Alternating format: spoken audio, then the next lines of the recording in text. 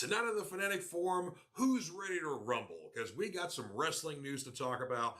Plus, there's a lot of other geek stuff here. It's a busy weekend, and we're going to talk about that right now, right after this.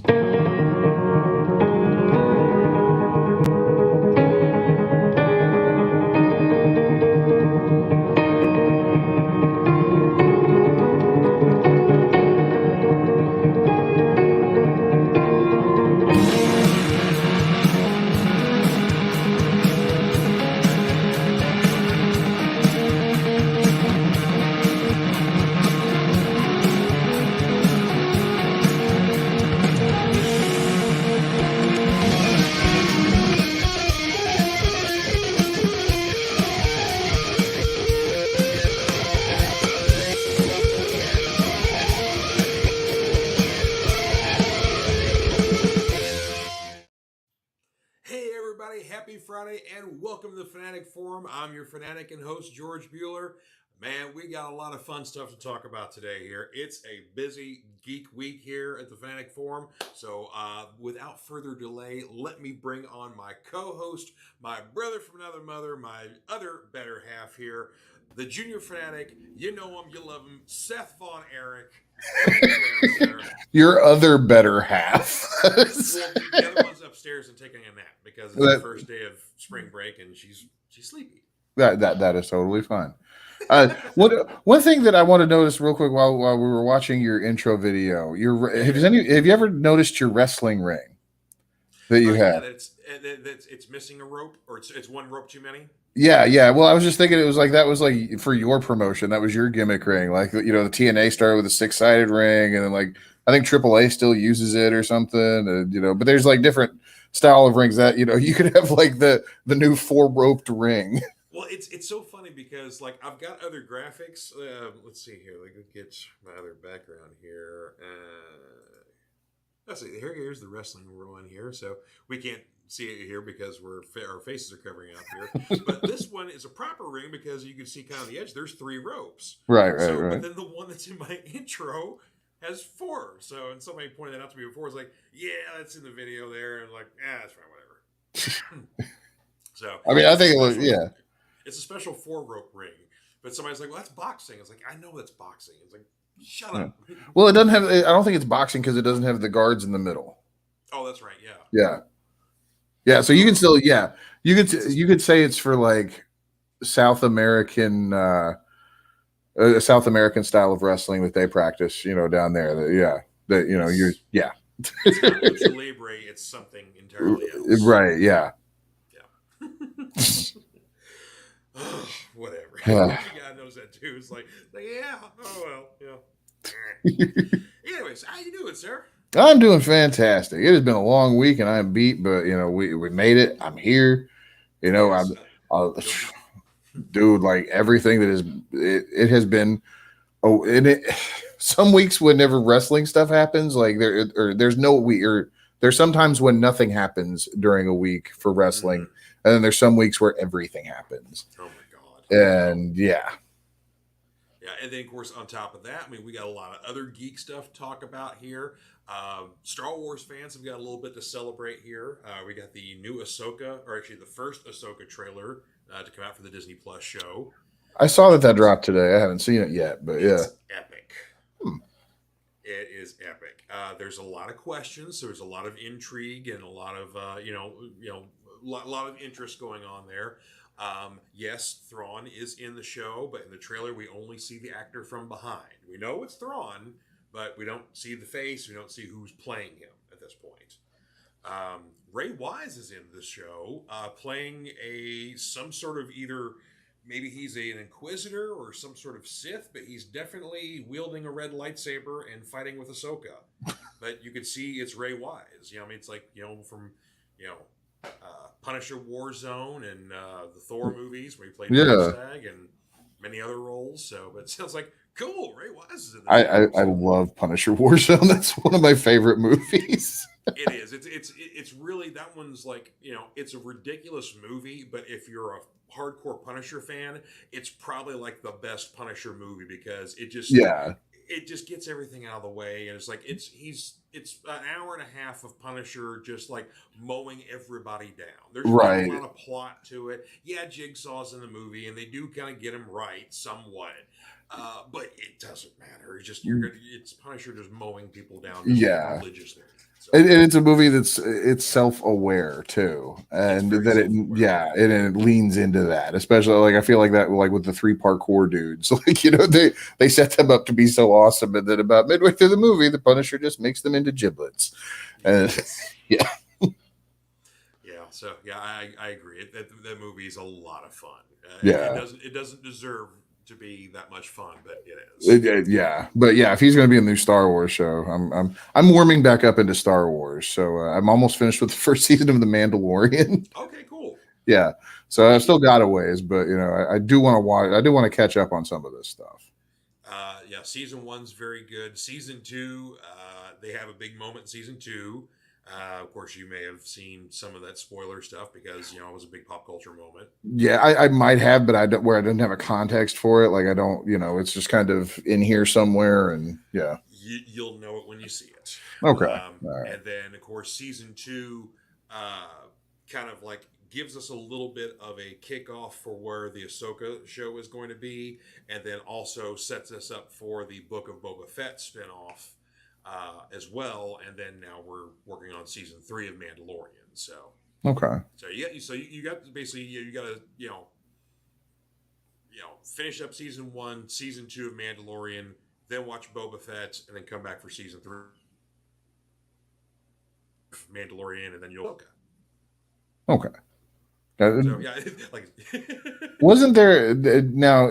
I could have just read like a weird headline online, but isn't there something about a Mandalorian movie? not that I know of yet.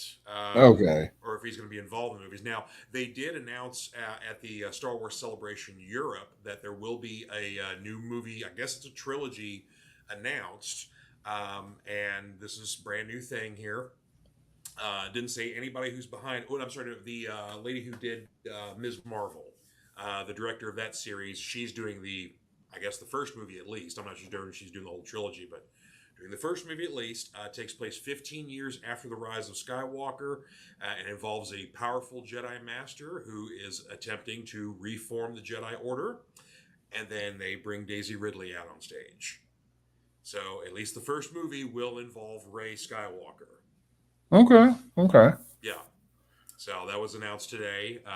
This is, of course, they haven't started anything just yet, so that's probably going to be a couple more, a couple of years away or whatnot. Yeah. So, but yeah, so we got we finally got new movies announced here for Star Wars. So we've had all kinds of series going on because you had the Obi-Wan series on Disney Plus, then you had the Andor series. And now Obi-Wan is getting a season 2, I believe. It may be. I haven't heard that officially just yet, but there's been a lot of talk about it, and they left it. They left it either way, where it could be a season, just standalone, or if they want to do a second season, they can. I see the thing is like most of my Star Wars information has come from like the Bing opening news page whenever I get to work and try and clock in. So it's like all these weird headlines, and some of them are from stupid clickbait sites. So it's like I'm not really like paying that much attention. So like I'm trying to see where it's from to see if it's from a legit site, like the movie about the Mandalorian. That probably was one of those. So anything that I say like that, I'm probably just pulling out of somewhere and it's wrong. So. Yeah, you cool. Yeah, like I said, I haven't heard anything about if they're going to do anything for Mandalorian just yet.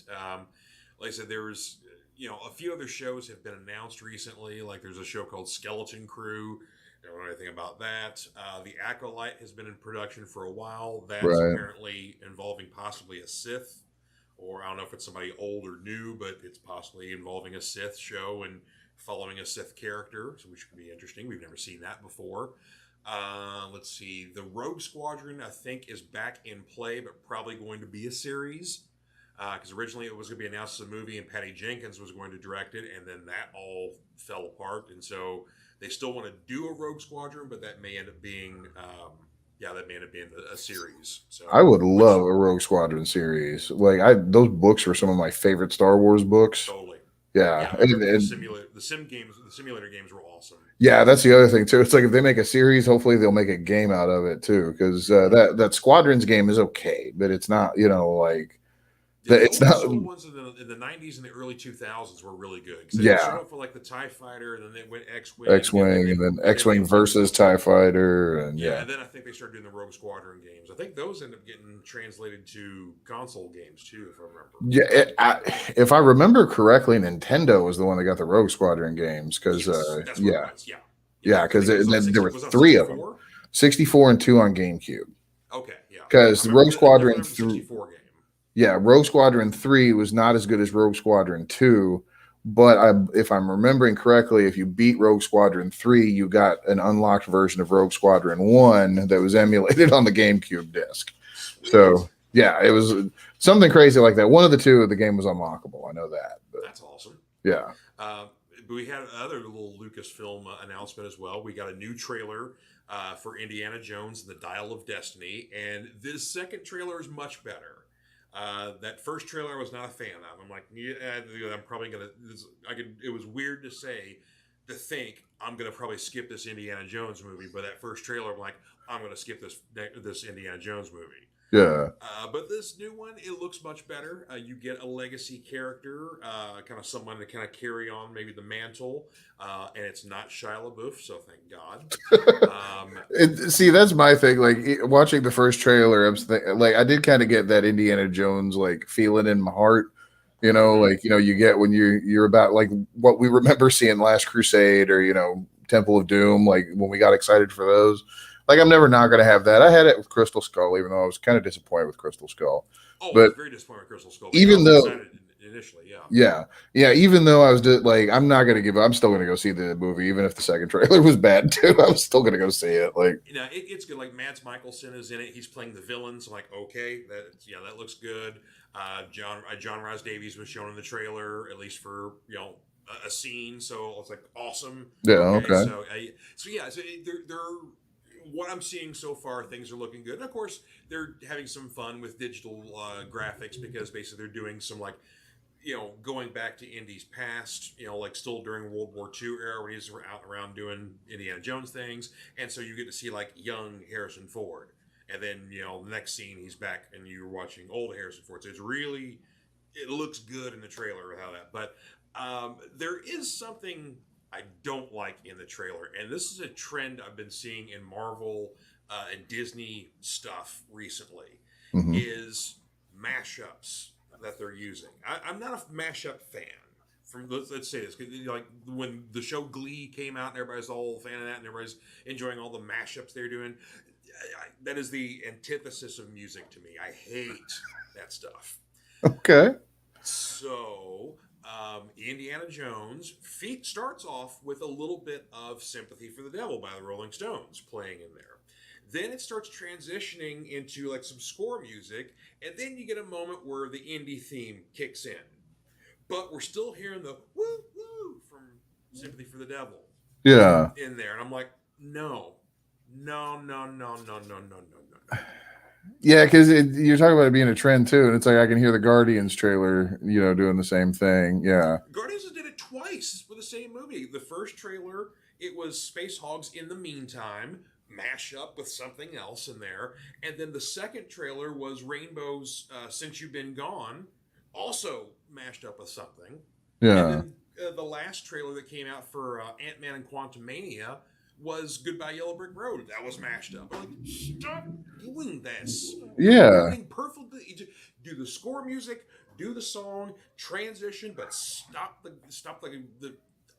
I don't want my chocolate and my peanut butter in this case. Yeah, you keep those separated. It was longer than that actually, because I was trying to remember that we were talking about the Nirvana one earlier. That one was Black Widow, if I remember correctly, because they used "Come as You Are" in the trailer for that. Is that weird mashup? Yep. That was okay. Yeah, I hated that. Because Batman used something in the way. Right. Right. Yeah. Black Widow, you did Come as You Are. Yeah. So there you go. See, it's been going on long. But Batman did it in the movie. I don't remember the Nirvana song being in the trailer.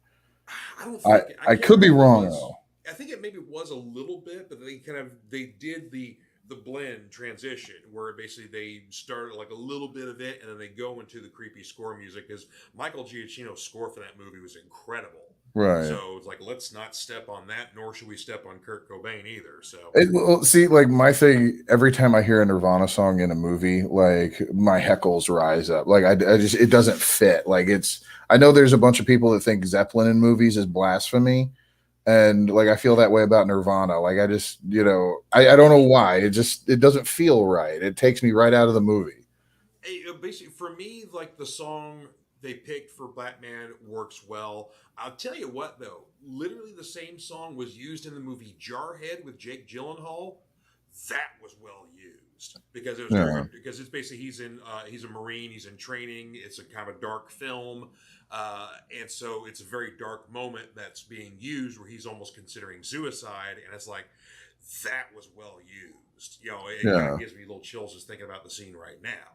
So, but I didn't mind it so much in the Batman movie. But yeah, you're right. There's sometimes like certain modern, or what we consider modern music. It was stuff we were in high school, but Right. whatever. Time is relative. Nonetheless, Yeah. it is a little weird. But yeah, it's like there's like the. I mean, I get the immigrant song usage for the Thor trailer. I still didn't like it. Yeah. It was, I, It's like no. I mean, it's like there. I mean, it's like okay, yeah, those numbers, but it's like if you really want to use like, I mean, I know there's some recognition with the Led Zeppelin song, but it's like, good God, you could use anything that Grand Magus has done on their yeah. 4 albums. Would work for any Thor movie, be an awesome metal song, have a little bit more of a modern feel to it, and Right. still be talking about like Norse fire and brimstone and swords Right. clanging and stuff like that, you know? So many, yes, that's that. Sorry, forgot to put my phone Okay. on mute. or But you could use like a Manowar song for God's sakes. oh You yeah, know, that'd be yeah, they did a whole record about Thor and Odin and the Norse gods. It's all, and it's even got some orchestral stuff in there too. It's like, right. come on. Now there was one use of Zeppelin though in a movie though that I thought was perfect, and it was just because of the joke Oh yeah. and Fast Times. Oh yeah. Whenever he tells him to play Led Zeppelin, Side 2 of Led Zeppelin so, 4. yeah, and he plays physical graffiti instead. Yeah, Yeah. side 1 of Physical Graffiti, or those. Let's see. The Physical Graffiti was a 4 disc album or 4 record out, sort of album. So that was side 2, album 1 was Yeah. Kashmir. Yeah. Yeah, because it was just completely wrong, like what it was, and and everybody wanted to point out wants to point out that that's like a continuity error, and it's like no, that's that's the joke. Like he's just so bad at it. He just heard Led Zeppelin. He didn't Yeah, hear specifically side 2 of Led Zeppelin 4 because that's all the pretty songs and Stairway to Heaven. right. So it's like that's all the makeout songs. Yeah, it's going to California. It's Tangerine. yeah. I was like, kids. I know. Well, Dave Mattingly's chiming in here. I got to say hey to him here. Talking about our Indiana Jones discussion here. He says, in general, I still like Shia LaBeouf. I mean, I don't, hate him as a person or anything like that, whatever. But, I just didn't like him in that Indiana Jones movie. So. Yeah, he didn't fit in that movie, and it's like I don't dislike Shia LaBeouf in general either. Like I thought Disturbia was a fantastic movie, like the Rear Window remake whenever he was young. Oh, yeah. Younger. I really enjoy the Transformers movies. Like I don't have a problem with him being in those. I haven't seen anything like didn't he do like Nymphomaniac, the Lars von Trier movies? Yeah, I haven't seen those, or like I haven't really kept up with him as of late, but it's not because of a dislike. I'm not big into anything Lars von Trier anyway. I've seen a few of his movies. I'm like, it's like, okay, I get it that they're art films or whatnot, but it's like, is it an enjoyable experience? No. Yeah, no. Yeah, I'm with you there. I can't remember what the name of the movie is, but Cronenberg's kid has got a new movie out. It's got Alexander Skarsgård in it, and I mean, it's like it might as well be just a new David Cronenberg film. Is it Crimes of the Future? I think that's it. Yeah. Okay. Wow. Okay. So I picked that up and I haven't opened it yet because I thought it was the new Cronenberg movie, and I was going to watch it. Is.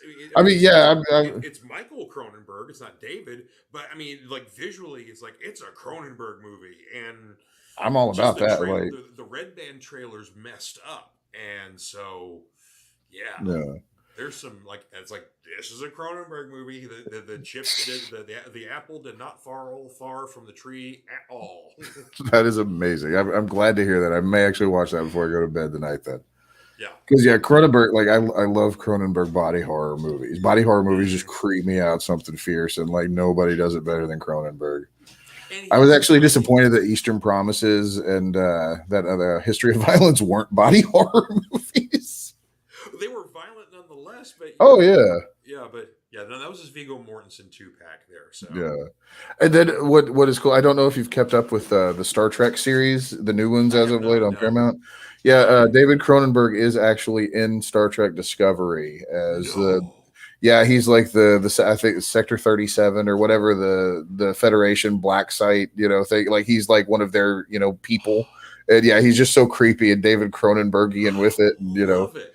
Yeah, he doesn't act enough, but he is so good. Right, and then of course in Nightbreed. Yes. Yeah, he was David Cronenberg reminds me of like the guy who murdered Matthew Modine and then took over his body. Yes, because he looks like a creepier Matthew Modine, and it just comes so naturally to him. Yeah, the performances are great, and Cronenberg will tell you like he doesn't like being called. Got a little piece of fuzz like dangling over. Cronenberg does not like to be called a horror director. He does not see himself as a horror director. He's a film director. He does movies about this and this and this, but he doesn't see himself as a horror director. Unfortunately, the rest of pop culture does. Yeah. So yeah. I don't. I always felt like he was more of a. I hate to say he was almost one of the godfathers of splatterpunk, but I mean he really kind of was. Mm-hmm. But he has a sense. He has always had a sense of filmmaking capability that gave these weird horror movies a little bit of a boost in quality, as opposed to just your standard slasher fare or whatever horror movie is just weird to be weird. Like Cronenberg's horror is very specific. But I see where you're going to. It's very artful, and that's why he gets a lot of the credibility that he has and the clout that he has. They almost kind of like he's like the American Dario Argento, because Dario Argento doing the Giallo films and whatnot. Those are extremely violent, but they're also very dreamlike and beautiful and filled with color. Right. And yes, there's some people getting murdered in very horrific and grotesque ways, but it's also very pretty in a certain sense. If you take a step back and take the visceral nature out of it and look at the visual of it, and you see art. Right. Yeah. Cronenberg's the same way, but again, very grotesque sort of stuff like that. But yeah. Dave Magley's chiming in saying that Existence is good, but his favorite is The Fly. Yeah. Existence that one was okay. It's probably I think it was anyway. Like it wasn't. I don't hate it or anything. It's not my go-to Cronenberg movie. But The Fly is, oh yeah. You don't get much better than that. I mean, it's one of those ones. It's hard to pick. Which one's better, Scanners or The Fly? Like, yeah. And I'll even throw Videodrome in there too. Oh, yeah, absolutely. Yeah. Basically, that's just like his 3 for right there. I mean, because, granted, Rabid's, good too. And there's, a lot of other. But one of my personal favorites that doesn't get talked about enough is his Naked Lunch. Yeah. Yeah. That one. If anybody was going to be able to adapt William S. Burroughs' mind trip of a book. Right. It was, yeah. I had forgotten that he did Naked Lunch. Yeah. Yeah. And actually. Miller in the lead role. Yeah. Maybe talking about his movies more and like starting to think. Sorry, Moxley's going nuts over here too. Yeah, hey buddy. But talking about Cronenberg, a lot of his movies aren't necessarily horror movies though either. Come to think of it, like History of Violence wasn't horror. Like I can't call Naked Lunch horror. No, Rabid is horror. The Fly. The Fly is very much horror, but we're also forgetting. Scanners not so much. Scanners had a horrific element, but I can't really call that. That's one of the ones that I'll even cave and let you call it like a thriller, because it bugs the crap out of me when you have movies like Silence of the Lambs that, you know, oh, it's a psychological thriller. It's like, no, it's a movie about one dude who eats people and the other dude who wants to make a suit out of human skin. It's a horror movie. It's a horror movie. Yeah, Yeah, it's a you know, serial killer movie. right? Yeah, you know, it's just, you know, you can try and make it highfalutin all you want to, Yeah, but yeah, it's psychological horror because it got nominated for an Oscar. right, yeah, If Texas Chainsaw Massacre was nominated for an Oscar, then it would be, I don't know, a road show piece about, barbecue in Texas. right, yeah, Oh gosh. Well, we're talking a lot about movies here, and yeah, Dave's shadowing me, saying that yes, Peter Weller was great in Naked Lunch. So, and Criterion's got a version of this I need to pick up. So, yeah. I have that actually, the Criterion. but we got some wrestling to talk about here. Yeah, we do. First off, I got one fun thing to show because, of course, the Fanatic Forum, we got to show off some comics from time to time here. This is a book that came out this week. You and I got early copies of this because, hey, friends Yeah, benefits here. my boy's got connections. We got connections here, but my friend Abby was kind enough to give me a box set that she got off Whatnot that contained 4 copies of codename Ric Flair #1. We had different covers here, so Seth picked the covers that he liked, and I picked the covers I liked. There you go. But this book is hilarious. This basically takes from Ric Flair's real life story of when he was in a plane crash early in his career, broke his back and broke many other things, but most notably his back was broken. He was laid up in the hospital for months. He rehabs, gets back in the gym, gets back training, and when he comes back, a near 300-pound Ric Flair with a buzz cut, kind of very beefy. Yeah, he what we know as the Nature Boy coming back after the plane crash. yeah. Yeah, just to give a more of a mental image too. Like if you think of like the old school wrestlers like Luthez or Frank Gotch, the barrel chested guys, Ric Flair was right there with them. Like where he used to be. You wouldn't recognize him if you saw the picture. You really did. Matter of fact, I showed Michelle, my wife, a picture of like, here is you recognize this wrestler here? She goes, he looks familiar. I was like, that's Ric Flair in his early 20s. She's like, oh my God, what happened? It's like, he broke his back in a plane crash. So if you want to drop about 100 pounds and grow your hair out and then get a completely different look, there you go. Get yourself in a small Cessna with 6, 300-pound dudes. Fly low over Atlanta and crash in some trees. No one died. A lot of injuries. It actually killed one guy's career, but no one died in the crash. Thank God. But yeah, nonetheless, though, taken from that real life story here, the U.S. government gets a hold of Ric Flair and basically gives him a super duper makeover here. Let me see if I turn on the page here. Oh, here we go. So yeah. Give him the super duper makeover here.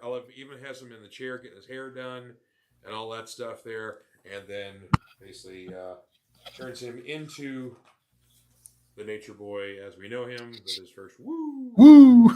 But yeah, they basically kind of give him the $6 million man treatment where they make him better, stronger, faster, and then he starts doing secret missions for the U.S. government while also being a professional wrestler. So first mission is he does a show over in Moscow for basically a private match, and it's for like some Russian drug dealers or something along those lines. So yeah, so #1 is out now in stores. Check it out. It's funny.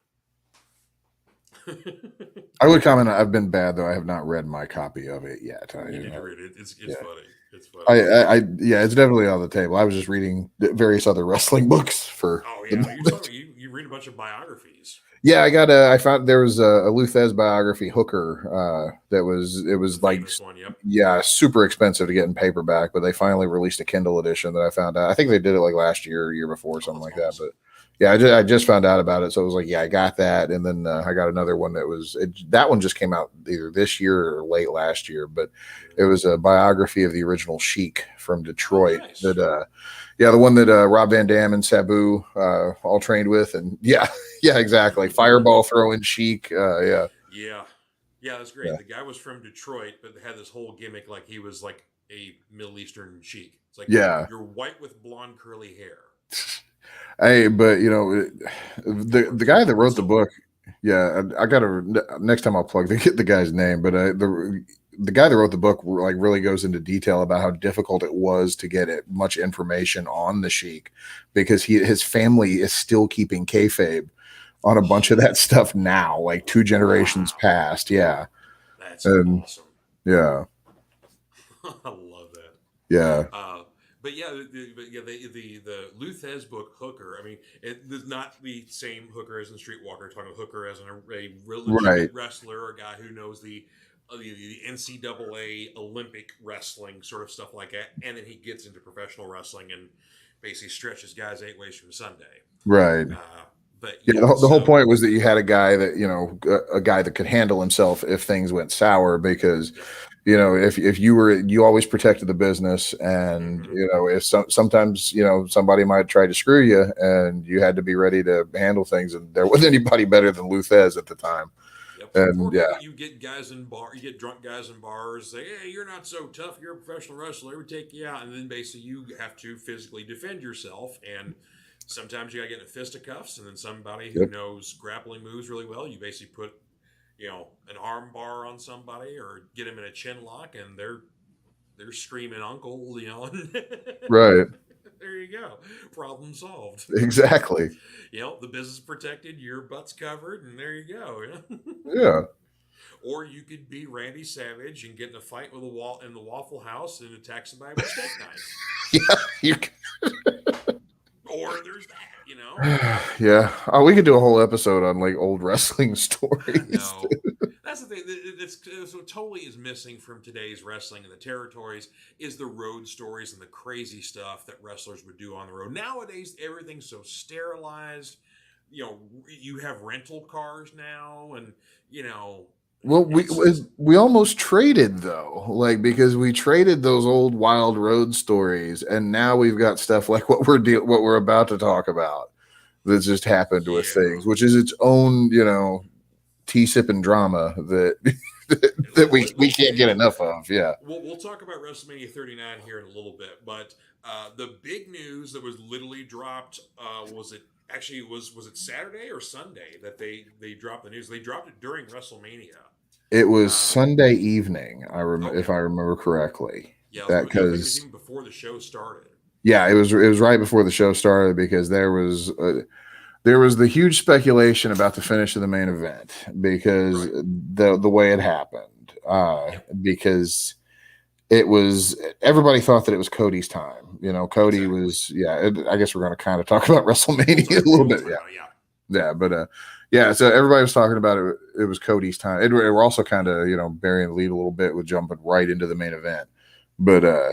but But that was. I mean, you had a lot of good matches during the 2 nights of WrestleMania, but the big one was Cody Rhodes right. versus Roman Reigns for the United For, the big championship. Yeah. right. And Cody's family's there, like his sister's there. They've got -1 there from AEW. Like he I know gets he the gives him weight his belt. weight belt and everything. Yeah. Yeah, it's like, Kissing his baby and all that stuff oh too. yeah, it's like, and this is the end of Cody's story. This is what Cody's wanted, and then Yep. it was the Vince finish. There's no other way. There is There's no no other other way to way to say it. say it. It was the Vince finish. It felt like Vince. It continued the formula of what Vince has done. Uh, and the Vince is never going to let an outsider win. And I go back to thinking about Sting whenever Sting did his WrestleMania match. Like, Yeah. why? What? Sting shouldn't have lost that one. But Very true. Vince McMahon's got to have that victory lap. I don't think Cody's ever going to hold that title. Well, see, here's the thing though, is that Cody I mean, yeah, Cody left for a bit and went to Japan and started another company, but then he came back. So it's like Cody's not an outsider. He's an OVW trainee during the WWE farm team. And then he was a But WWE boy for a long time. okay, Zack Ryder. Mm. WWE tells everybody to start getting over on their own. Zack Ryder does that. WWE don't like that. Nope, So that's Zack right. Ryder doesn't get pushed. Damian Sandow the same way. Mm-hmm. I'm talking about LA lower Knight guys. right now. Yeah, LA Knight right now. Like Mm-hmm. LA Knight went through 2 name changes that were both stupid. I'm sorry, LA Knight's a stupid name. There's no reason he shouldn't still be Eli Drake right now, especially, Absolutely. he just, yeah. He made the ultimate smart call in the long run by not wrestling Tessa Blanchard, and that was why he got released from Impact. Not because of it, the whole intergender wrestling thing, but because what we know about Tessa Blanchard now. Yeah. And not a nice lady. Yeah, not a nice lady, and I don't even know why, if that was why he didn't wrestle her or whatever. But anyway, yeah, it's she's had a lot of issues and just a lot of rubbing of elbows and going to business for herself and whatever outside of drug abuse, whatever kind of bad habits you can have in wrestling to basically alienate yourself from the rest of the locker room, she has done. Yeah. But yeah, Tessa Blanchard was not with us WrestleMania. So we're talking about Cody taking the L to right.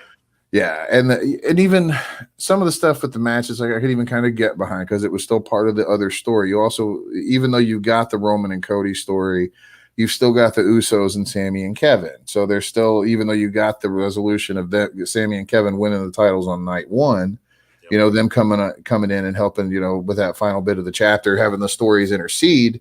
That was even fun. Like I could even get behind that. They saved Cody on that one, but the Vince finish.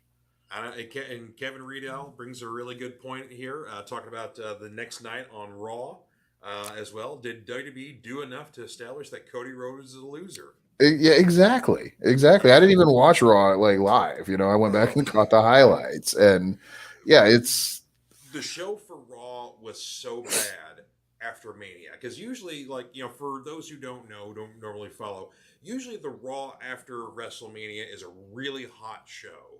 A lot of the crowd still in town for WrestleMania, because usually it's held in the same city in a smaller venue, but you get a lot of the same crowd. So you get a lot of international crowd, a lot of singing, a lot of chanting of stuff, big fun crowd. You usually get some returns from people who've been away, right? Or you get some surprises or whatever else. We got one return by Matt Riddle. He had giraffes flying out of his butt. Yeah, and I love Matt Riddle. I don't. I'm a Matt Riddle fan. He's in my heart, but I didn't care that he came back. Like, honestly, didn't even realize he was gone. Well, he was gone. He A, had an injury, and B, had a very nasty divorce with his wife, because he was cheating on her with a porn star that he was involved with. And so there's a lot of backstage drama going on and whatnot. So he was off TV for a while. But it's like, while he's a talented wrestler and he's legit UFC kind of style grappler and stuff like that, the whole dude, bro, just that every time he opens, it's like the Miz. Every time he opens his mouth, I want my fist to go in there. So that's just fair. To shut him up. Just there you go, right in there. I find it weirdly endearing. So I don't know. I just like that he's kind of oddly abrasive, but yeah. Oh, and Kevin has I'm sorry to cut you off there. Kevin has a follow-up question here. Do you guys think that Brock is still beating up Cody right now? If SmackDown opens tonight and Brock is still beating up on Cody Rhodes, that would be hilarious. Brock is in the middle of the ring and he's got Cody by the ankles with one hand doing the Hulk Loki thing. That's how SmackDown opens tonight, and Cody's just ragdoll. Puny Rhodes. Yeah. Hey, they don't call him the Vanilla Gorilla for nothing. Oh my god! And so we got to find out the why. It's like, okay, so it was perfect that, okay, they're set up this tag match, and as partners, Brock, we know Brock, lost to lost to Roman Reigns at SummerSlam last year. And You're right. And so basically, when he lost his shot to ever wrestle Roman Reigns for the Universal WWE Championship ever again. And so that was the perfect guy, because he didn't have anything to lose. And then he goes and destroys Cody before the match even starts. Like, why? He was a face, literally yesterday, and now you do a heel turn on him to beat up Cody. It wasn't like he beat up Cody and Roman and Solo. No, it's just Cody and Roman and Solo, gotta go. And just step out the ring. It's like, what is going on? I'm gonna say, like, I love Cody. Don't get me wrong, and he can say that this was all planned out for forever, but it is just way too calculated. The only reason this didn't happen already was because Cody did the nasty thing to his shoulder and was out for so long. The pec muscle. Yeah. The timing here, like this is sent in a message. Is and it just and even segueing into this, like, is anybody surprised that Vince McMahon is back? Really, like. Yeah, this is exact. Yeah, we all knew he was coming back. It was just a matter of time. And of course, now with this, WWE now being sold to Endeavor for $9 billion. That's with a B, billion dollars. Holy cow! Yeah, and now, yeah, I number one, I never thought I'd see the day that they were sold. I always thought that it would stay in McMahon's family until he died. The other thing is that one thing that still sticks with me is that when Vince got out, or when Vince stepped down the first time, and then talking about everybody, talking about Triple H being solely the head of creative, and my mom going, "Do we really believe that Vince isn't listening, or it doesn't have word to his son-in-law?" Like, she never bought that Vince was gone, and I'm kind of. He just took a little vacation. He took a vacation apparently to get this look. Right here. This is during a interview a few days ago on CNBC. Vince is 78 years old. The last time we saw him on camera, he had gray hair and no facial hair, and his face did not look like it matched the UFC logo next to him. Also, and here's a little before and after. If you notice, the expression with his eyes will do one thing, and his forehead stays the same. See? Yeah. See? Oh, I'm surprised. Forehead's the same. He's serious now. Forehead's the same. So we've had a little Botox. Yeah. Ourselves with beet juice apparently, because he's got some full chubby cheeks there and again the red face, but that stash. Well, I'm wondering, why does he think that looks good? Because no, I mean he looks like Creed Bratton in that episode of The Office where he was scared about getting fired, so he takes like toner from the copier and dyes his hair and starts walking around saying he's 30 years old. Yeah. That's this. To me, he also kind of looks like he's cosplaying as Luis Guzman playing Gomez Adams in the Wednesday series. Yeah. Or here we go. As Kevin says, Scooby-Doo villain Vince. Yeah, so there you go. I would have gone away for it too, if it hadn't been for you snooping. Wait. That would really work too, though, if like someone would pull like his mask off and it's really Eric Bischoff under it or something. or worse, Vince Russo. Oh my god.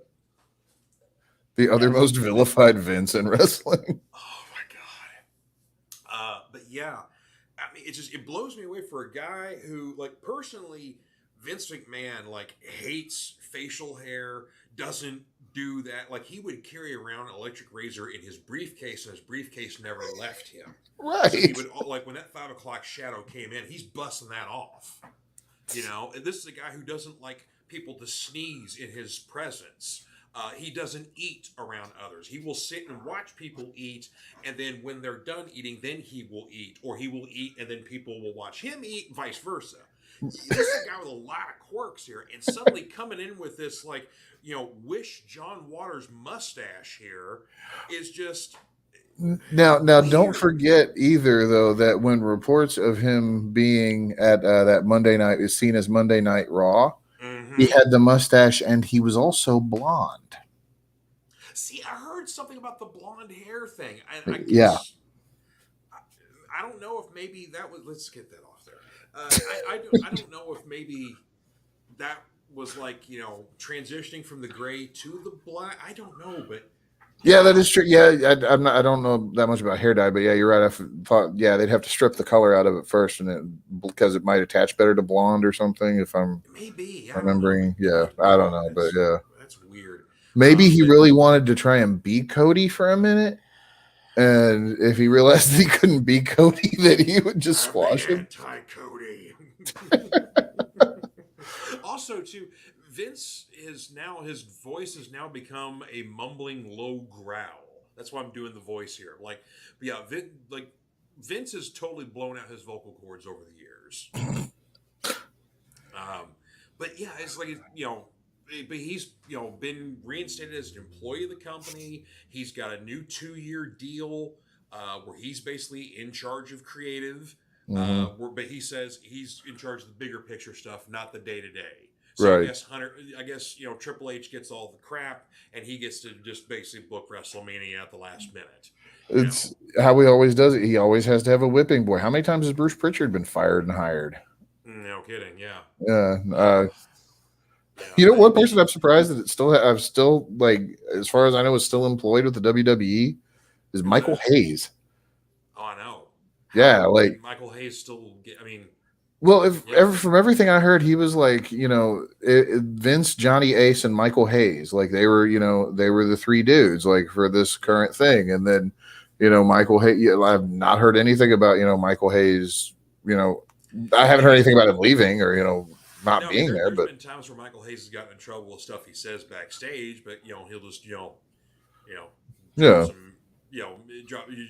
some lewd comments or maybe a racial epithet here and there, but but that's only because Michael Hayes thinks he's black, not because he's being a racist. Right, yeah. Yeah, he's the whitest looking black man you'll ever see, but it is weird, but it's he can strangely pull that off somehow, but he kind of can, but just don't ask him to sing the Bad Street USA theme song anymore. It's not as good as it was back in the 80s. It works sometimes. We have a TV in our break room, and it's connected to Wi-Fi. So sometimes, just to torture everyone, there's a channel that has Bad Street USA looping for like 24 solid hours. So I'll just turn it on and like open the break room door, and then after about 10 minutes, my boss will start yelling at me. That's awesome. Yeah, I love it. And this whole Vince thing has, of course, brought a lot of memes. People are just going all over this here, but I had to bring up my favorite one here. Vince McMahon sells WWE after years of failing to obtain photos of Spider-Man. Yeah.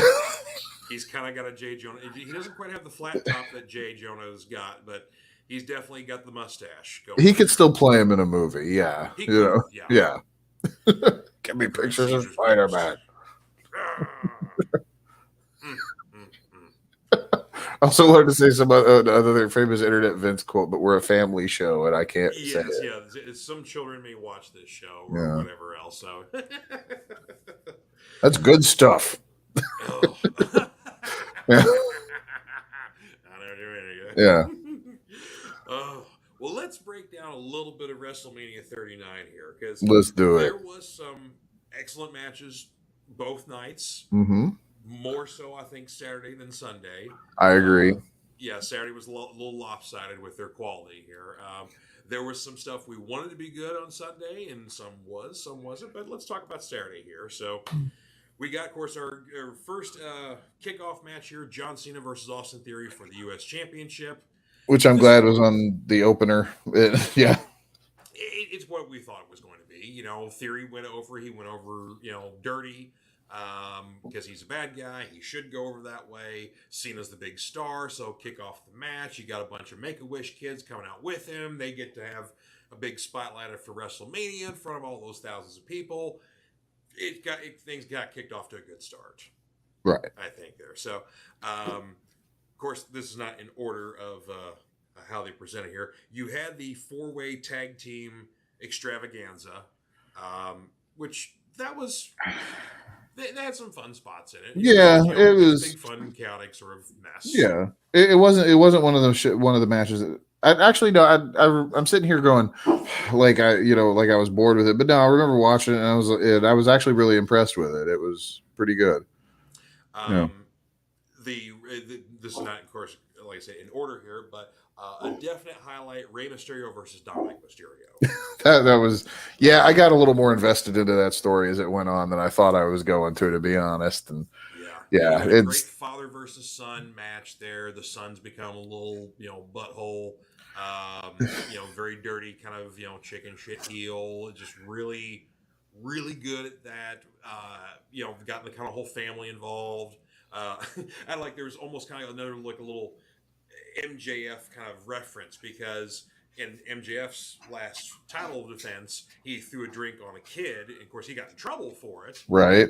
in the backstage, and they had to basically make nice with the kid and let him meet all his favorite wrestlers and apologize thoroughly to mom and the child. Whereas Dominic Mysterio throws a drink on his own sister, and it's part of the show. But again, it was kind of a nice, funny moment. It's like, Yeah, I didn't put that like, correlation together, but you're right. Yeah. as soon as I saw the drink, it was like, oh, they're pulling an MJF here. Yeah. I especially love the little bits they added to it, like during the Hall of Fame ceremony. Yeah. Like where Rhea and Dominic were sitting next to each other, and then Ray comes out and starts to, glad hand with everyone around Dominic, but not Dominic.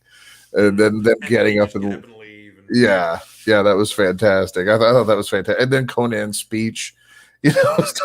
You know what? If you want to get inducted to a Hall of Fame, get Conan to do Right. his speech. Good God. His speech to induct Ray was better than Ray's own speech. Yeah, that is true. Oh man, yeah, that was just epic. So again, Ray had a big night. The entrance was also a lot of fun because, of course, Dominic comes out and looking like Hannibal Lecter. He's in like the prison police van, all locked up. He's got armed policemen carrying him. He looks like he's in like a bodysuit thing, and he comes out wearing a lucha mask and takes that off. So he has no, that was the mask that he stole from Ray on SmackDown. Right, yeah, but nonetheless, he's got all this thing going on here. And then Ray says, "Hold my beer," and comes out in a beautiful, what looked like a dreamsicle on wheels, but is this beautiful orange Impala. I don't know what that kind of car was, but just beautiful car driven by Snoop Dogg. And first, was it like Gin and Juice or something like that starts playing, a little bit. While Snoop's coming out. And then it transitions into Eddie Guerrero's music, Latino Heat. And then, Ray starts doing a lot of, Eddie's movements, do the shoulder shake and stuff like that, So doing a lot of, little repping for the Latino fans out there. And then he goes into his own theme music. So, it's like 3-part transition of theme music for this big entrance he had there. So, yeah, it was tight. Yeah, it was pretty sweet. Yeah, and again, I still want to point out that I love Dominic leading into the whole like I've been in prison thing when he was in like county lockup for 2 hours. And just that being, I just love that being part of the joke. And that first night that he came back from supposedly being in prison, the promo he's doing, and it's like somebody's an Office fan somewhere, because granted the Judgment Day, there's colors are purple and black. But Dominic comes out wearing a purple bandana like Prison Mike did. And then basically Corey Graves on commentary is literally making as many Prison Mike references as he can make in that promo. So he's talking about gruel omelets. He's talking about the Dementors are the worst thing about prison, he's they suck your soul out in the heights, and all this stuff. It's like, it was just like, wow, this is great. Right. But yeah, so just the whole Dominic, and like, he wasn't even in prison. Like, even in the storyline, he was like literally in the county lockup for 2 hours. Right. It's like he was probably sitting alone on a bench in a room with bars. Yeah. But just, They might have brought him a soda at some point. Yeah, I guarantee he got a soda. Yeah. Let's see here. Next one here, we start from the bottom of the card here. Seth freaking Rollins, which I can't stand this gimmick for Seth Rollins right now. Yeah, it's. I like Seth Rollins, but I don't like the gimmick. Yeah, I agree. He's a fantastic athlete, but he's trying too hard to be like superstar Billy Graham, and he's not. So yeah. Now Logan Paul, though, I'm really kind of enjoying him being in WWE. I can't believe I'm saying it, but yeah. Yeah. Yeah. I mean, the kid, he's working his butt off. He's definitely athletic. He's taking it seriously. He's training. Just like Bad Bunny. Bad Yeah. Bunny's the same way. You know, one of the biggest music stars in the world right now, and he's getting involved with wrestling, and he's actually good.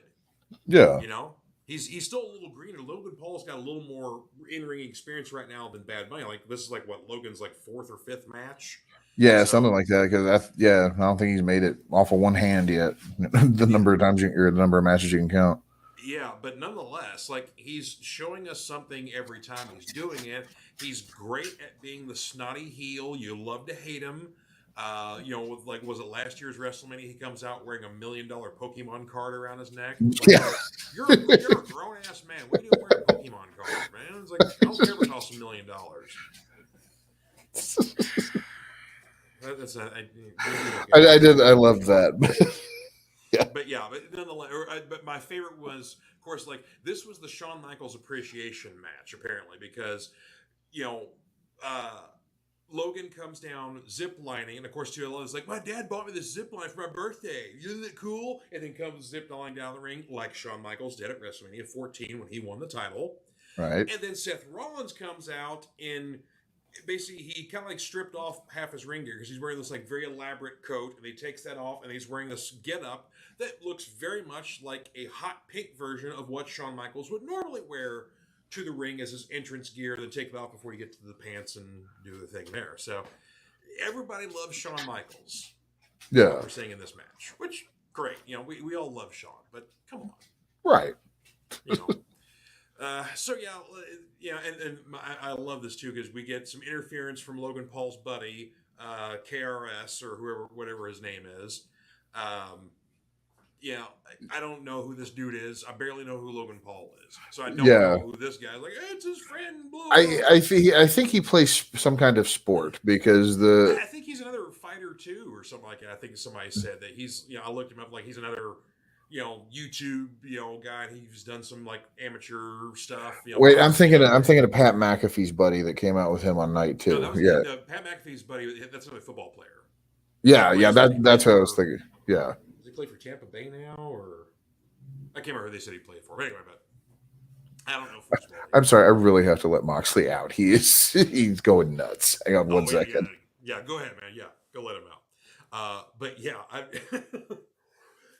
but nonetheless, we get a guy we don't know helping out Logan Paul, and a lot of interference. But again, we get some good spots. We get some athletic stuff going on here. We get people going through tables. But this was basically just kind of a fun little celebrity showcase match here.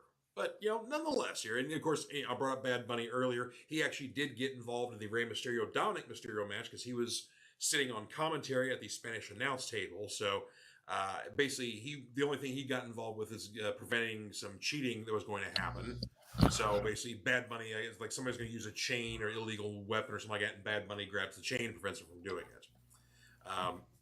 I forgot to mention that Bad Bunny got involved in the Rey Mysterio match. Right, yeah. But yeah, and then of course, the next night on Raw, Bad Bunny is once again at ringside and gets beaten to death by by Damian Priest. So that was fun. Right. But I mean, their next event is taking place in Puerto Rico. Bad Bunny is going to be the host for it, so I got a feeling he's going to have a match with probably Dominic or someone along those lines. So yeah, I read something along that. I think that was part of the plan because this is like one of the first shows WWE's done Puerto Rico in forever. Yeah, absolutely is. Yeah. So and of course, with Bad Bunny being involved with it, he's a proud Puerto Rican himself there. So yeah, it's going to click. So yeah, it should be a big time there. Our next match is our first women's match for WrestleMania Saturday, and that's the 6-woman tag of Becky Lynch, Lita, and Trish Stratus. Basically, a very top star and 2 legends versus Damage Control, which is basically made up of Bailey, and then Dakota Kai and yeah. I can't call her Io Sky, or I can't call her Sky. It's like she'll still be Shirai to me. I don't know why, but it's just, I hate it when they slightly change the names because the new name never sticks with me. I know. It's like I'm still going to call Gunther Walter. So yes. Walter's a better name than Gunther. And Pete Dunne's still going to be Gunther. Pete Dunne to me. He's not going to ever be Butch. Apparently, Pete Dunne's going to get to be Pete Dunne by the end of the year. I read some reports that they're going to basically move him back to that name. Like, why make the big deal to start calling Pete Dunne again? Right? Yeah. We know he's Pete Dunne. Yeah, we don't need some kind of in universe storyline explanation as to why we started calling him Pete Dunne again. He got hit in the head, and he's no longer Butch. He's now back to his persona. Just call him Pete. Matt Riddle got his last name back, on Monday his first name back. He was Riddle. Oh yeah, he was Riddle. And now he's Matt Riddle again. So it's like, okay, so just stop calling Butch. Yeah. Nonetheless, this was a go to the bathroom match here, which it's who's going to win. You got the women. You got basically a multi-time former women's champion in Becky Lynch, very popular star, and two legends in Lita and Trish Stratus. Right. So really, the only thing worth watching this for, to be quite honest and frank, is the fact that Trish Stratus's push-up brawl was defying the laws of gravity. And I swear to God, I thought we were going to have a wardrobe malfunction somewhere in that match, because it was. I think she was wearing like a sports bra, and then like she did like a push-up thing too. But like things like back in the day, Trish did that a lot, and it looked great. This time, it looked awkward. Like she looked like a Rob Liefeld drawing. Well, basically, Michelle was watching. And I was like, take a look at Trish and tell me what you see. She's like, oh, that's not good. Like, see, I need to get it. It's like, this is not from a guy looking at boobs, sort of thing like that. This is like a fashion perspective here. It's right. Like she's like, things are too squished and whatever. It's like, it doesn't look good. And Trish's body is fantastic. She's a yoga instructor. So it's like, she's looking amazing. Actually, she probably looks more amazing than she did in the 90s. So it's not that she's out of shape or, gravity has taken hold of her body or anything like that. It's just, that wasn't good. Right. I was more distracted by that. So, anywho, before we get to the main event, we got to talk about the match of the night, and frankly, arguably the match of WrestleMania itself: Charlotte Flair versus Rhea Ripley for the SmackDown Women's Championship. Now, you think that it was the match of WrestleMania? It was pretty close. It's arguably one of the top three. Oh, I would guarantee. Yeah, I totally agree there. But I would say, you could. I would settle for two, but I could definitely argue it was the top match, just because of the quality of it, the hard-hitting nature. There was no stupid things in the match. You had two excellent performers at the top of their game, and it went the way it was supposed to go, and everybody went home happy. Charlotte is taking some more time off and go travel with Andrade. Yeah. And maybe it's because I'm not the biggest Charlotte fan in the world. Like, I don't like her. And it's never clicked. Like, she always seems like kind of weird and awkward and gangly to me to watch wrestling. And I know that's really weird for me to criticize someone else's wrestling. It's like it'd be, being unable to do what she does. But I don't know. Well, you can't bend over backwards like she does for the figure eight. So that is true. Really but your only drawback, really. Yeah. Yeah, but it was a great match. Don't get me wrong, but it was just wasn't as good as the main event. I don't think. But the main event for WrestleMania for Saturday was tremendous. Here you get the Usos versus Sami Zayn and Kevin Owens for the Universal Tag Team Championships, or actually the United Tag Team Championships for both brands. An excellent match there. Again, lots of interference. Lots of false finishes, big spots like that. But again, it went the way we wanted to. Sammy and Kevin took the belts off the Usos, which the Usos at this time are the longest reigning tag team championships in WWE history. Period. Right. So it went the way we wanted it to. Everybody went home happy Saturday night. I think. I was very pleased with. I remember I had that hope that WWE was going to be great again. I was going to watch. I was already planning on watching Monday Night Raw Saturday after the show ended, and then Sunday. And then Sunday. Yeah. So let's start. First match was Brock Lesnar versus Omos. Garbage. It was a less than 5 minute match. You got to see Omos throw Brock Lesnar around a couple of times. Then basically you got to see Brock throw Omos around a couple of times. And 1, 2, 3, Brock wins. Hooray. Yeah. And it's So, really sad to me because Brock's becoming interesting now. That he's not with Paul Heyman. He's kind of just being the weird roguish element, and we're seeing more of the real Brock Lesnar, which apparently Brock Lesnar is a giant redneck. yeah, which I'm fine with. That's what he wants to be. That's fine. I wish that I feel like I get about as excited for his matches as I get excited for Goldberg matches, or my morning constitutional before a shower. It's the same feeling. It's the same level, yeah. Yeah. Probably I enjoy that more because it's a relief after. Well, when Yeah, it's done, it's really you got a good point there. I'm the same way. Brock doesn't do anything for me. Yeah. He's the way he's always booked. He's always going to be the beast. He's always going to be this and this and this. Yeah. When he gets beat, the crowd goes nuts because we're tired of seeing him win all the time. Right. So yeah, it's not an attraction to me anymore. Like yeah, it's definitely the bloom is well off the rose. Right. Next match is the women's tag team extravaganza. This was a bathroom break. Yep. The crowd went mild. The crowd definitely went mild. No one cared. The first really good match of Sunday is the triple threat for the Intercontinental Championship featuring Gunther, who's the champion currently and retained, Drew McIntyre, and Sheamus. That match was really good. It actually, the audience had a nice nap through the first two. So, they were a little more into this one too. They were well rested, yeah. This basically was like the sequel to Gunther and Sheamus at Clash the Castle earlier in the year. Right. Because that was a hard-hitting smash mouth, two big dudes just smacking the crap out of each other. To get legitimate blood being drawn on the chest from chops. Yeah. That's the kind of stuff we're talking about here. That's the kind of stuff that gets to, like, I've seen, the horrible ECW style, mutilations and stuff. For some reason, it is like just the slaps. Like I feel it, whenever they do. That's Sheamus is a very pale dude anyway. So anytime you start getting him, he starts getting smacked around. You see it on his chest all over the place. Right. But, he and Drew and even Gunther, all three of them, got some blood drawn on their chests because they were just hitting each other so hard. But just great, just a great old school smash mouth. Just three dudes just beating the crap out of each other. Nothing stupid, no false. You don't get a lot of drama and everything. It was a very clear, definitive winner. You got some drama between Sheamus and Drew McIntyre. I don't know if they're going to turn one of those guys heel and have them have a program against each other eventually. But they're doing something where eventually the friends are going to be split in some way, shape, or form. Right.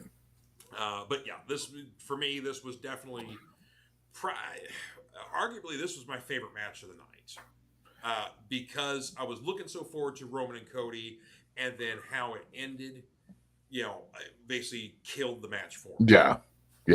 I would agree that we are in agreement there that is the high point of the night. I wouldn't, because it was after the Gunther and Sheamus, then we had Edge and Ballard, and where was it? No, we had Bianca and Asuka. Okay. Which, nothing against these two competitors. Bianca's a great, competitor, very strong. Kids love her. She's very popular right now. Asuka's a badass. But I love Asuka. They didn't do as good of a job building this match as they did Rhea and Charlotte.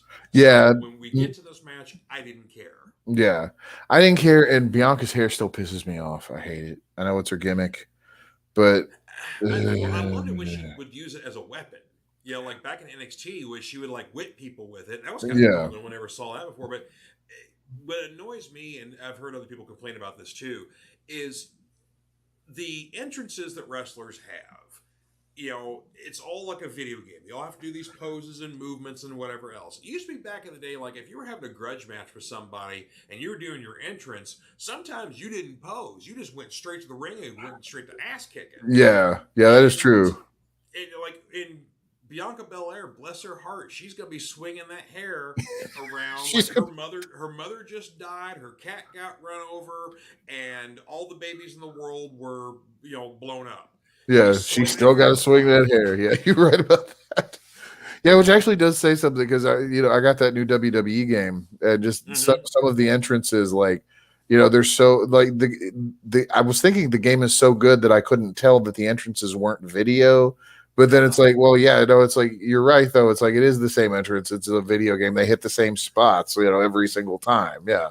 Did they get the video mapping better on Bianca's hair? Because I remember in the WWE 2K23, she does that entrance, but like her hair whip looks really weird because they couldn't get the video mapping good on her hair tail. Yeah, I don't know on her. I have not had a match. I've never picked to play as her, and I've never had a match against her. Like Yeah, sometimes it'll throw you. Yeah, Yeah, but you I'll have probably to got the check on animation that. better on her. But the next match, or second to last match, is Edge versus Finn Balor in the Hell in a Cell. This started out well. Yeah, I had and some then they had to. observations. Sorry, go ahead. No, yeah. Because first off, for years, the original Hell in a Cell was a steel cage with a top on it. So it was a metal gray cage with chain link fence. And then somewhere along the lines, we went to the preschool red. And so this basically looked like it was sponsored by Fisher Price. Yeah, Replacing the old school blue cage back in the 80s. I loved the It's blue like, cage in the '80s. Well, no, okay. Hang on. There is there is a couple of differences though. What you're talking about with the blue cage, that was the one. It went flush up against the ring posts. yeah. Now the Hell in the Cell has always had that little bit of space on the floor Oh, that sure, when yeah. it was chain link. Yeah, Oh, yeah, but absolutely. But I'm yeah. talking about like the color of it. Like basically, for a while, Hell in a Cell for a number of years, the cage was red. And Oh yeah. again, like it was sponsored by Fisher Price. Right. Yeah, that one always bothered me too because you could even see the handholds that they had cut out into the chain link. So somebody's climbing the cell. You knew Yeah, that. somebody's climbing the You couldn't cage. really tell it when it was just regular. Regular chain link. Yeah. Yeah, just regular And, chain and link, gray. galvanized Yeah. metal. Yeah, Yeah. Exactly. Yeah. yeah. But we get some elaborate entrances here. Edge comes out, and he's basically doing a bit of a throwback to his old '90s days of the Brood, where he does the fire ring and comes up through the floor. And to rain in blood. Yeah. Yeah, to coming out to Slayer. Which, if you ever thought you were going to hear a Slayer song at WrestleMania, you can check that one off your bingo card, folks. Right. Because that was bad. I mean, like Metal Edge. I saw an article online the next day. It's like Edge comes out to the most metal wrestling entrance ever. I'm like, you damn right he did. Yeah. Yeah, and like the whole he wearing like the mirror skull mask and everything like that. Oh Like, yeah. he just looked evil. Yeah, that was just killer. I was almost sad whenever they cut to his actual entrance music during that whole thing. Like, just keep the Slayer going. Yeah. So nothing against Alter Bridge. Yeah, Alter Bridge. Yeah. Yeah, Metalingus. Yeah. I love Miles Kennedy. That dude can sing. Oh yeah. So, but anyway, then we get to Finn Balor's entrance, and they didn't set this up during the, kind of like during the whole build up to the match, but then we find out the day of that Finn Balor is bringing out his demon persona. Right. And if you're unfamiliar with this, when he was in New Japan before he got into NXT and the WWE, he basically got into the whole body painting thing here, looking very kind of like Venom like. He would change it up for depending on because he like you look it up if you're inclined because there's great pictures of it. But yeah, Prince Devitt is what you're looking up because that was his name in New Japan. But he would have the Venom thing, and then Carnage was another one. He did anti-Venom once. Yeah, and I mean, super cool, looking where it's kind of got where the demon has his mouth painted onto the chest, so it looks like he's got this huge open gnarly maw from an angle. It's a lot of face is coming up from the where the tongue should be. Yeah, that's Finn. Yeah, it's extremely awesome. Elaborate body painting that he does, right? He wears some other fringy stuff, to the ring and all that kind of jazz like that, and then gets rid of it all. So he's just basically the body paint there. But when he does the demon persona, it does bring a little something out of him. And frankly, it makes a good wrestler even more interesting because he kind of brings out the brutality a bit more. It's Right. kind of like playing a different character. Things were going well in the match. We're bringing out a lot of furniture, a lot of chairs and tables and ladders and all that kind of jazz. And then Edge goes and throws a ladder at Finn Balor. And I don't It- know if this was a botch spot, if Finn was supposed to catch it a different way, but basically Finn puts his arms up to block the ladder. Unfortunately, his arms go through the ladder, yeah. and the ladder basically causes a huge gash that goes from like the top of his skull all the way back. And that's why they stopped the match briefly. Yeah, that was why Edge kept pulling stuff out. Then you were wondering why they had color coded kendo sticks, Yeah, he like which was he a good purple question. tables and Yeah, like the kendo sticks were blue, the tables were purple, and the chairs were red. yeah, Like it was what? weird. Why? But yeah, but apparently like Finn was getting some staples at ringside to keep the wound closed, and so he could finish the match and then get treated afterwards. So kudos to him for doing that because that was literally like a few minutes into the match, and they went another Yeah, like 10 minutes afterwards. yeah, I thought the match was over at that point because it was just taking so long. And you know that whenever they don't show, whoever it is, like It's legitimate. Like yeah, somebody got it's hurt. yeah. And then yeah, because oh man, we didn't even talk about Shane McMahon. We haven't got to that yet. Yes, Oh that was yeah. we'll get to that in a second here. But yeah, so but we get Edge does go over, so Edge wins the grudge match. But yeah, go check out social media if you are inclined to see Finn Balor's head because Yeah. bless his heart, man, that dude had a giant gash in his head there. But yeah, so both nights of WrestleMania, Snoop Dogg and The Miz are the hosts of WrestleMania.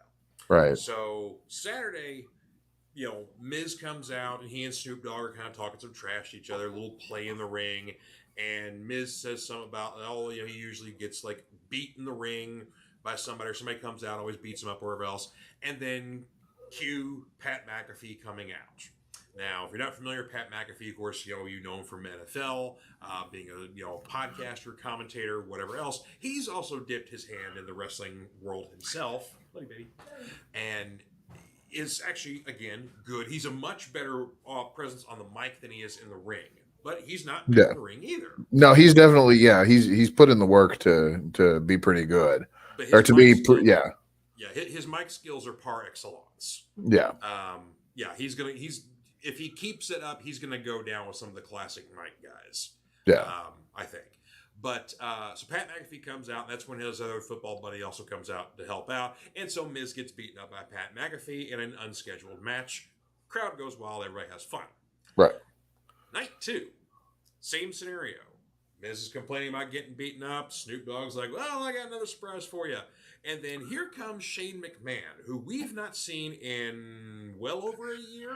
Yeah, I believe he got fired at last year's Royal Rumble. Right, because because apparently he was such a jerk backstage and screwed everything up, and then he was supposed to go out before or after Randy Orton, and they started playing Shane's music, and Randy Orton told him to go F himself. He's not going out to Shane's music. Yeah, and so it was a thing. So Shane comes out, and much to the delight of the fans, and then you see him like. Yeah, he's gassed before. Now the ramp to the ring is long at WrestleMania. Like it is, true. yeah, 300 yards or 300 feet. 300 feet, yeah. I think it is. Yards would be gigantic. Yeah, 300. Yeah, no, 300 feet. Ramp, but yeah. Nonetheless, he's coming out. He comes out and kind of does this little shuck and jive thing, and throwing some ghost punches and very high energy sort of thing. But then when you get by the time he's to the ring, he's completely gassed. When you see a close-up shot of him, he looks a little bloated. Like he's not quite in the best ring shape that he normally was in. So this is already not good. Again, we get another unscheduled match. We get a little bit of trade-off back and forth and some stuff here and there. And then basically they're doing basically kind of running the ropes trick. And Shane goes for a leapfrog. Like he's going to basically jump over Miz. Miz goes underneath. Very simple, basic move. Right. Shane comes down and then goes down and doesn't get back up. The man tore his quad. Yeah. And then the Miz is terrified because he has no idea what to do. You can tell. Like he's trying to stall for time. And God bless him, Snoop Dogg. Just the wrestling gods were with us that night because Snoop comes in for the audible and throws a beauty, almost looked like it was a stiff punch Yeah, it to was Miz. And then Miz gets up again, and Snoop Dogg gives him another good one. This one looked a little more of a work punch, but nonetheless. And so Miz goes down, and then Snoop Dogg does one of the worst looking uh, people's elbows, the move made famous by The Rock. yeah. One of the worst looking ones I've ever seen, but it was stiff. Like he literally hit Miz with the elbow in the chest. You could be like Miz, like kind of Yeah. like Now reacting to it.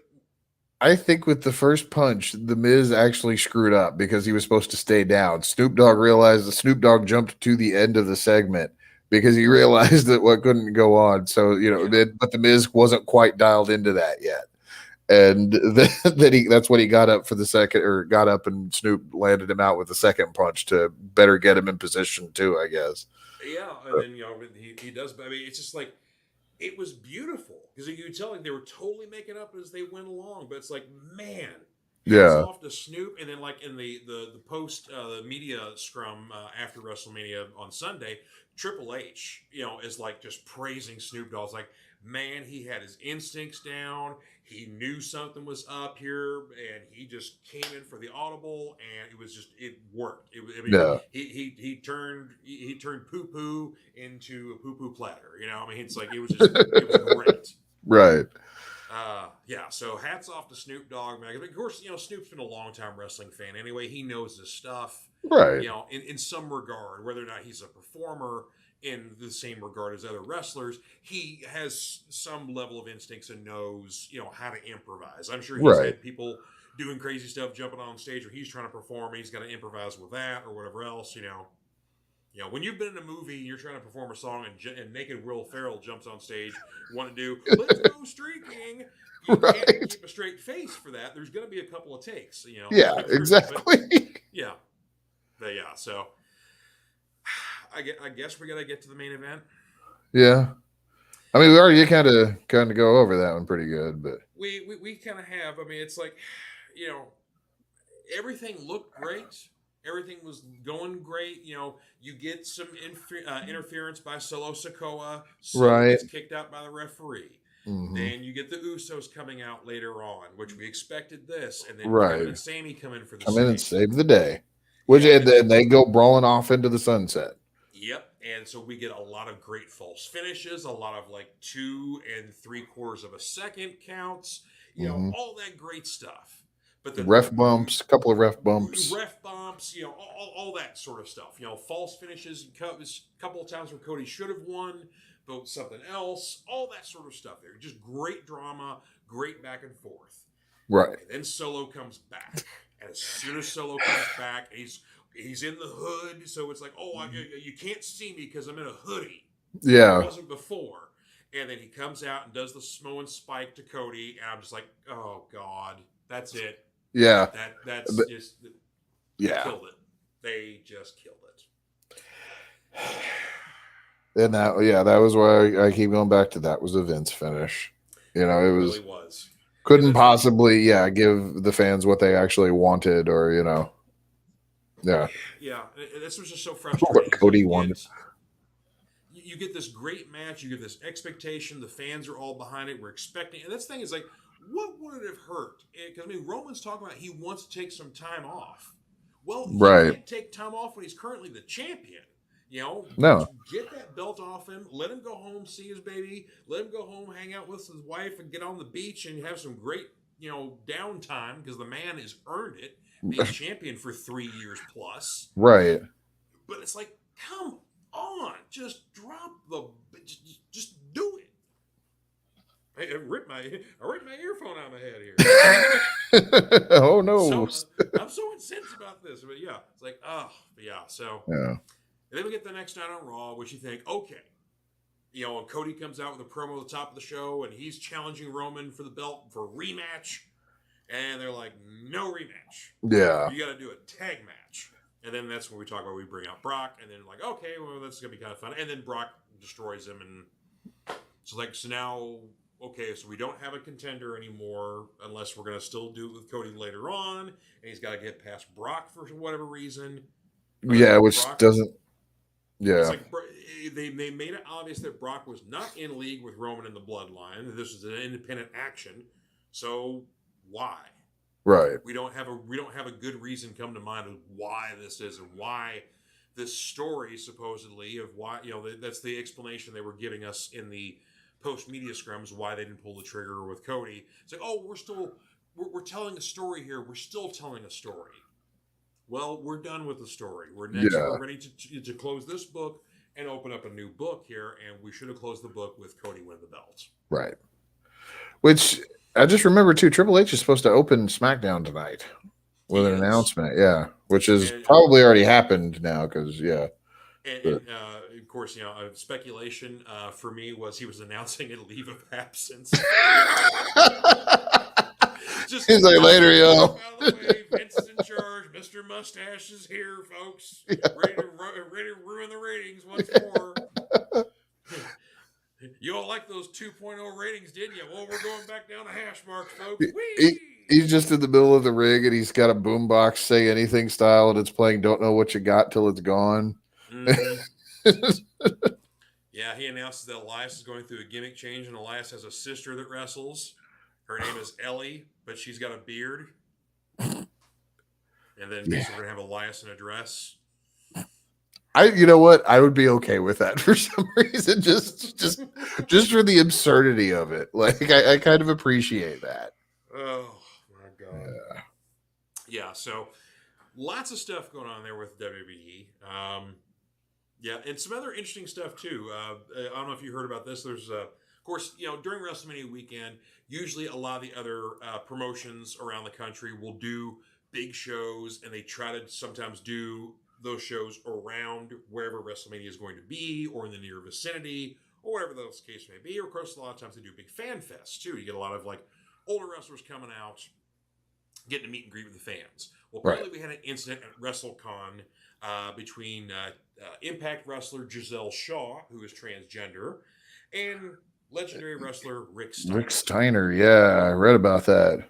Number one, I had no idea that Giselle Shaw was trans. Like, never had any idea. But yeah, yep, sure is. So she was, basically, that's fine. Rose, Nyla Rose gets the distinction of being the first transgender women's wrestler, but Giselle Shaw is literally the number 2. So yeah, okay, yeah. She literally I think she debuted maybe like a month or so after Nyla debuted in AEW. Okay. So, but yeah, I mean, Giselle's a beautiful woman, so it's like it's kind of you're like, really, she's trans? Like, it's like you can kind of see it a little bit with Nyla because she's a little bit thicker girl. She's got some more mass on her. But it's like, oh, okay. So, but yeah, nonetheless, Giselle is just literally just walking by, not saying or doing anything, just walking past. We're in the vicinity of Rick's table, and for whatever reason, Rick just basically is just spewing out a bunch of hate, stuff on her because she's trans. And Giselle doesn't respond to it. She just keeps walking, keeps her head down, just don't want to make a scene, but then formally complains about it to the convention, and the convention basically gets Rick aside and says, hey, let's talk about this. Oh, you did say those things? Cool. We don't need you the rest of the weekend. Yeah, they ejected his ass. Yeah. Yeah. Bye-bye. We don't need that. Right. And then, of course, this was literally the same night as the Hall of Fame. So this incident happens, and then Rick apparently goes to the Hall of Fame. We see him on TV. He doesn't say it. He's just there in the crowd. But it's like, oh, so he's still in the Hall of Fame. I guess he didn't get kicked out of everything just yet. But, yeah. Well, news probably hadn't hit yet, but yeah, I mean, I don't know what his politics are. I mean, we kind of know now, but I know he's apparently like on the school board of like wherever he lives, and apparently he's getting a little more radical in his later years, I guess. So his politics may go a little cray-cray. So, but that's disappointing to hear. And the funny thing was, if anybody, I would have expected that from Scott Steiner. Yeah, Scott is known to say a lot of things that can be offensive or controversial or whatever, nonsensical, or nonsensical, and for it to come from Rick, who always seemed to be kind of, even though he's the dog-faced gremlin, you know, he's Yeah. always seemed to be the more sensible of the two in the real world. So it shocked me that it wasn't Scott that said Yeah. it.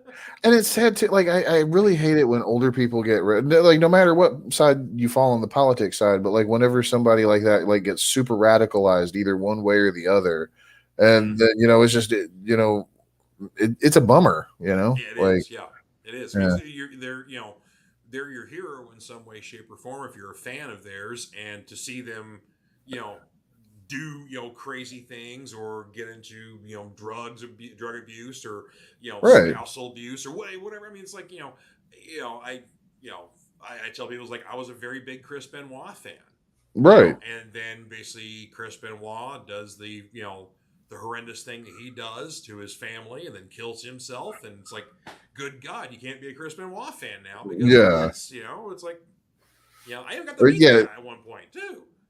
yeah, Yeah, I, and it's like, yeah, it's just creepy. yeah. But yeah, so yeah, that's an unfortunate incident there. So hopefully Giselle's okay, and is I'm sure that's probably not the first time she's heard crap like that. But Yeah, but hopefully she's moved on to it okay. But she at least got a lot of support internally from a lot of fans, from people who were present there, from people within her own company, because apparently yeah, there was a referee who witnessed the whole thing go down, who works for Impact. So yeah, I think maybe I'm not sure if the referee was also LGBTQ or what, but apparently there was some stuff directed at them as well.